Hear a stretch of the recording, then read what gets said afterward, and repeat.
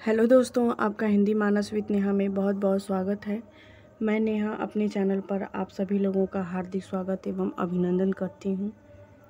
1000 प्रश्नोत्तरी सीरीज़ के अंतर्गत राम की शक्ति पूजा पर मैंने इसके पूर्ववर्ती वीडियो में 20 प्रश्नोत्तर को प्रस्तुत किया था आप लोगों के समक्ष। इस वीडियो में मैं कुछ चुनिंदा प्रश्नों को लेकर प्रस्तुत हूँ, उसी टॉपिक से, राम की शक्ति पूजा से, और इस उम्मीद के साथ कि आप लोगों को आपकी तैयारी में बहुत ही अच्छा रिस्पांस मिलेगा इस वीडियो से। आप लोगों से एक गुजारिश और करना चाहूँगी कि कृपया आप लोग थोड़ा सपोर्ट करें, क्योंकि आपके एक सब्सक्राइब से मेरा हौसला बहुत ज़्यादा बढ़ जाता है। तो आप चैनल को सब्सक्राइब करें और ज़रूरतमंद के पास शेयर ज़रूर करें। तो चलिए शुरू करते हैं आज का वीडियो। पहला प्रश्न है, उत्तरा ज्यों दुर्गम पर्वत पर नए शानदार पंक्तियों में कौन सा अलंकार है? उत्प्रेक्षा, रूपक, अतिशयोक्ति या फिर दृष्टांत। तो जहाँ पर ज्यों जैसे तैसे शब्दों का प्रयोग होता है वहाँ पे कौन सा अलंकार होता है? निसंदेह उत्प्रेक्षा अलंकार होता है। प्रश्न संख्या 22 है, साधु साधु साधक धीर धर्म धन धन्य राम में कौन सा अलंकार है? यहाँ पे अगर आप देखें तो स की एक क्रम में आवृत्ति हो रही है और यहाँ पे ध की एक ही क्रम में आवृत्ति हो रही है। तो जहाँ पर किसी भी वर्ण की आवृत्ति बार बार होती है तो वहाँ पे कौन सा अलंकार होता है? अनुप्रास अलंकार होता है। प्रश्न संख्या 23 है, संवरो देवी निज तेज वही वानर यह नहीं हुआ श्रृंगार युग्मगत महावीर। यह कथन किसका है? श्री राम, लक्ष्मण, विभीषण या फिर शिव जी का? तो जिन लोगों ने राम की शक्ति पूजा को पढ़ा होगा वो जानते होंगे ये शिव जी का कथन है, और जिन लोगों ने नहीं भी पढ़ा है तो वो इस प्रश्न के माध्यम से ज़रूर जान जाएं, क्योंकि आजकल जो प्रश्न आ रहे हैं वो बहुत डीपली आ रहे हैं। प्रश्न संख्या 24 है, हनुमान को प्रबोधित करने के लिए शक्ति ने किसका रूप धारण किया? अंजना का, महाकाली का, दुर्गा का या फिर उमा का? तो इस प्रश्न का जवाब हो जाएगा ऑप्शन नंबर 2, उन्होंने महाकाली का रूप धारण किया। प्रश्न संख्या 25 है, हनुमान क्रुद्ध होकर आकाश में जाकर क्या करने को उद्यत हुए? सूर्य को निगलने को, चंद्रमा को ग्रसने को, महाकाश को ग्रसने को या फिर सृष्टि का नाश करने को? तो वो महाकाश को ग्रसने को उद्यत हुए थे। प्रश्न संख्या 26 है, हनुमान का क्रोध कैसे शांत हुआ? माता के द्वारा महाकाश को शिव का निवास बताने पर, शिव को श्री राम का आराध्य बताने पर, सेवक धर्म से भटकने पर, माता के द्वारा चेतावनी पर या फिर उपयुक्त सभी? तो निसंदेह इसका जवाब हो जाएगा ऑप्शन नंबर 4, उपयुक्त सभी। प्रश्न संख्या 27 है, रघुकुल गौरव लघु हुए जा रहे तुम इस क्षण, तुम फेर रहे हो पीठ, हो रहा जय जय रण। यह कथन किसने किससे कहा?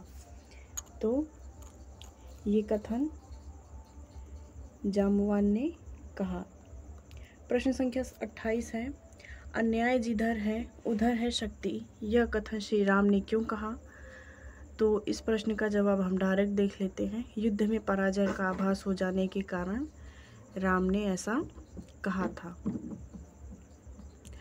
प्रश्न संख्या 29 है, आराधन का दृढ़ आराधन से दो उत्तर।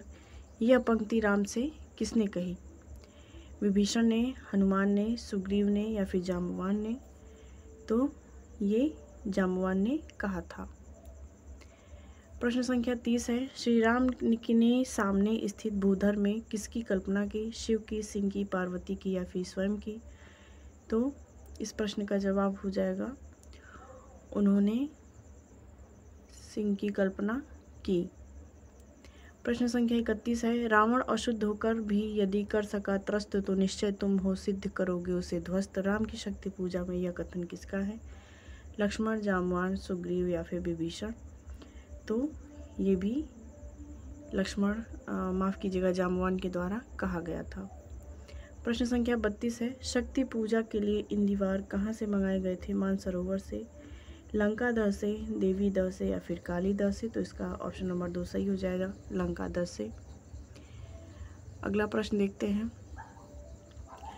वह एक मन और रहा राम का जो न थका, जो न रहा दैन्य, नहीं जानता विनय। काव्यांश में राम की किस विशेषता की ओर संकेत किया गया है? दृढ़ निश्चय, समर्पण, राम की कर्मशीलता या फिर निरंतरता? तो यहाँ पे राम की कर्मशीलता की तरफ इशारा किया गया है कवि के द्वारा। और कृत्तिवास रामायण एक ऐसा रामायण है जिसमें कि श्री राम को किसी मर्यादा पुरुषोत्तम के रूप में नहीं चित्रित किया है, बल्कि एक सामान्य मनुष्य के रूप में वहाँ पे दिखाया गया है। क्योंकि राम की शक्ति पूजा में राम चिंतित भी होते हैं, आतुर भी होते हैं। कहने का मतलब कि जो एक मानव में जो सहज गुण होते हैं वो उनमें विद्यमान है। अगला प्रश्न देखते हैं।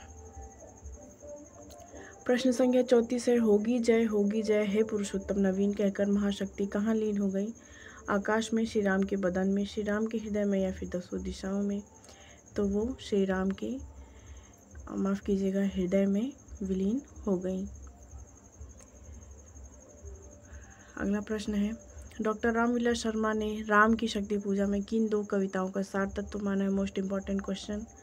तो इस प्रश्न का जवाब हो जाएगा तुलसीदास व सरोज स्मृति का सार डॉक्टर रामविलास शर्मा राम की शक्ति पूजा में मानते हैं कि इन 2 कविताओं का सार राम की शक्ति पूजा में चित्रित है। अगला प्रश्न है, राम की शक्ति पूजा में प्रयुक्त रवि हुआ अस्त की असंगत व्याख्या है। सूर्य के अस्त होने का वर्णन, राम के निर्बल होने का संकेत, दग्ध अक्षर र का प्रयोग, या फिर लक्ष्मण के मूर्छित होने का संकेत। इसका सही जवाब हो जाएगा ऑप्शन नंबर 3। प्रश्न संख्या 37 है, यह है उपाय कह उठे राम ज्यों मंद्रित घन, कहती थी माता मुझको सदा राजीव नयन। काव्य पंक्तियाँ हैं। सबसे पहले तो इस काव्य पंक्तियों को आप लोग ध्यान से देखें। जब महाकाली की पूजा में एक कमल दल कम पड़ने लगा तो राम जी को सहसा याद आया कि मुझे मेरी माता राजीव नयन अर्थात कमल के नेत्रों के समान वाली कहकर संबोधित करती थी। तो वो अपनी एक आँख को माता को चढ़ाने के लिए प्रस्तुत हो जाते हैं। तो ये काव्य पंक्तियाँ वहीं से ली गई हैं। तो पूछ रहा है कि काव्य पंक्तियाँ किसकी हैं? तो निसंदेह राम की शक्ति पूजा की हैं। अगला प्रश्न देखते हैं। प्रश्न संख्या 38 है और आज का आखिरी प्रश्न भी है। धिक जीवन जो पाता ही आया है विरोध पंक्तियों में किसका जीवन सत्य की अभिव्यक्ति मिलती है? सूर्यकांत त्रिपाठी निराला, हनुमान, लक्ष्मण, या फिर विभीषण? तो निसंदेह सूर्यकांत त्रिपाठी निराला के व्यक्तित्व की हमको इस काव्य पंक्तियों में झलक मिलती है। क्योंकि वो कहते हैं कि धिक जीवन जो पाता ही आया है विरोध।